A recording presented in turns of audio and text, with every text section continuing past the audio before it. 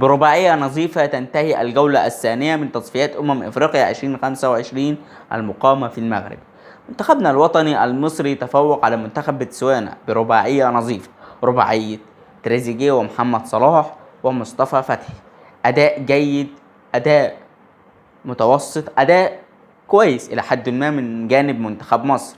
منتخب مصر اللي ظهر في الشوط الأول مسيطر تماما على عناصر منتخب بتسوانا، واللي أدى لخسارة منتخب بتسوانا اليوم بعض الظروف القهرية وظروف السفر والظروف الخاصة اللي حصلت في منتخب بتسوانا.